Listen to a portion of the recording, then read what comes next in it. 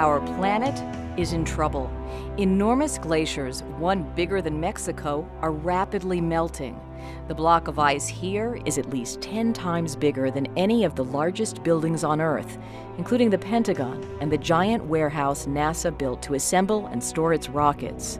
As the ice melts and flows into the ocean, the level of the sea rises.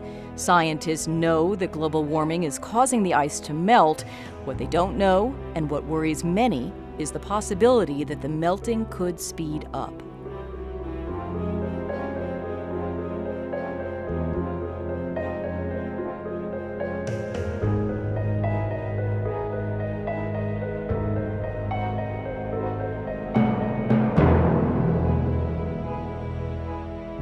There are only a few places on Earth where researchers can find the answer to how fast the ice might melt.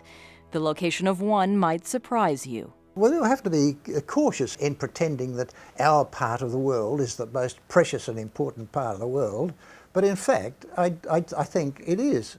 Ironically, for scientists like Jim Bowler, the perfect place to study rising ocean sea levels is the bone-dry savannas of the Australian outback. That's where he discovered a perfectly preserved 40,000-year-old human skeleton called Mungo Man. For scientists, this place is a geological time machine. In many parts of Australia, you can dig down to the Miocene 20 million years with a spade. It's so shallow. Professor Bowler says that because there are relatively few earthquakes and volcanoes, this is one of the most geologically stable places on the planet. Snapshots of climate change over the eons are fixed permanently in the formations. We don't have the tectonics, we don't have the ice sheets, we don't have the mountain ranges. We have nothing like the tectonic instability of North America, China, Europe, where the coastlines are all wobbling and jockling around. Columbia University geologist Maureen Raymo has come to Australia's remote, dusty plains with 3 colleagues and some very unusual-looking gear. They're searching for clues to the world's future by studying our planet's past.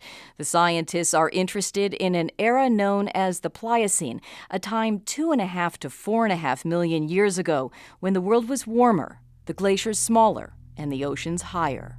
So if we look at the Pliocene, we see a warmer world. We see vegetation that's indicative of warmer climates. We see forests on the northern coast of Greenland. We see evidence for coral at much more polar latitudes in the tropical regions. One of the things we don't know is how much melting occurred of the ice sheets at high latitudes in this slightly warmer world. Professor Raymo has a plan for filling in this knowledge gap. What we're trying to do is go around the world and look for evidence of patched shorelines. The easiest thing to do is put your back to the modern day ocean, look inland, and look for those fossil coral reefs, or look for those fossil beach dunes. And we did that with supercharged GPS devices, basically satellite monitoring devices that were, order of magnitude more accurate than, for instance, the Garmin you might have in your car. We were very excited. Everywhere we went, we felt like we were finding what we wanted to find. Raymo and her colleagues drove clear across the desert of Australia's Nullarbor Plain. At Perth, they headed north, logging 8,000 kilometers, or about 5,000 miles in all. Every time they found evidence of an ancient beach from the Pliocene, Raymo measured the precise elevation above today's sea level. Back during the middle of the Pliocene, the planet was 2 to 3 degrees centigrade, or 3.5 to 5 degrees Fahrenheit hotter than it is today. But if we continue burning fossil fuels at our current rate, we could be just as warm before the end of the century. And if that happens, we'll have no one to blame but ourselves. When we burn fossil fuels, such as oil and gas, to heat and cool our homes and power our cars and factories, we release billions of tons of heat-trapping carbon dioxide into the air. Sea level is rising. The rate of sea level rise is increasing, and CO2 is increasing. The temperatures are increasing.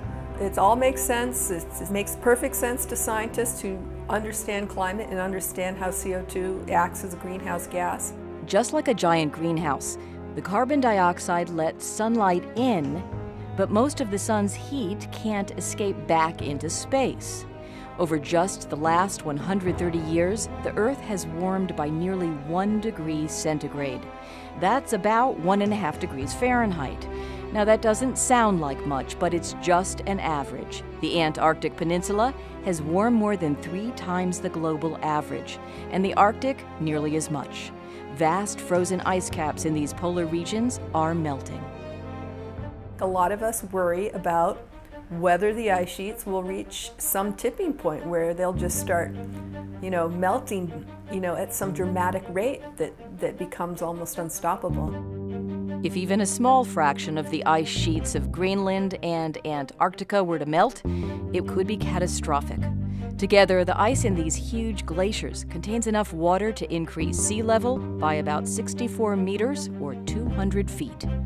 Some scientists say sea level might go up by 2 meters or more than 6 feet later this century. Large swaths of land would be flooded and submerged. Hundreds of millions of people would be displaced in southern Bangladesh, the Nile Delta, and other densely populated lowlands. The southern tip of Florida, including much of Miami, would disappear from the map. Coastlines are easy to see on maps, but if you're looking for a shore that disappeared 3.5 million years ago, you have to know where to search for clues. This is a rolling kind of lagoon environment. It's exactly what I think it is. You mean the ridge crest? And then I want to go to the other side of this floor of this lagoon. Geologist Paul Hardy of the University of North Carolina has studied fossil seashores around the world. He surveyed Australia's south and western regions for old beaches stranded inland several times before his expedition with Raymo. It takes a bit of instinct and a bit of luck to actually locate quarries and deposits that would be now far from the coastline. Each time the team finds a promising site to study, the researchers pile out of their vehicles and try to imagine what it looked like when it was forming millions of years ago.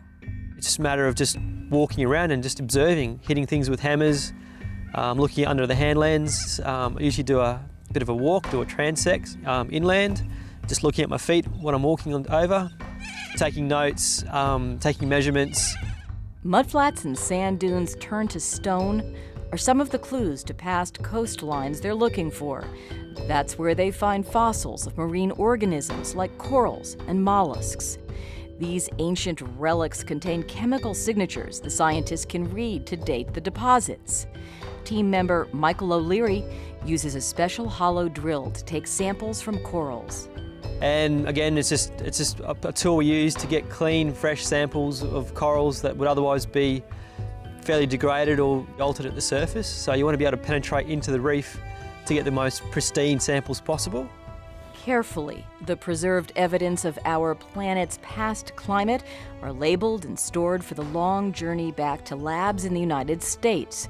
It will take many months to analyze and interpret the rocks, but geologist Paul Hardy says even now he's drawn some conclusions from the fieldwork.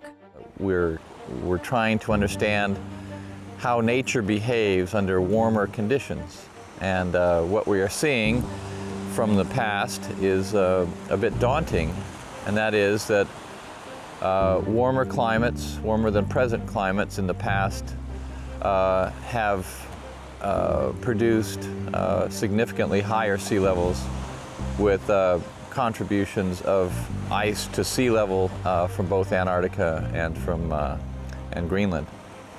Hardy is anxious to have new proof to back up his belief that polar ice sheets were considerably smaller during the Pliocene, when temperatures were only a little higher than today.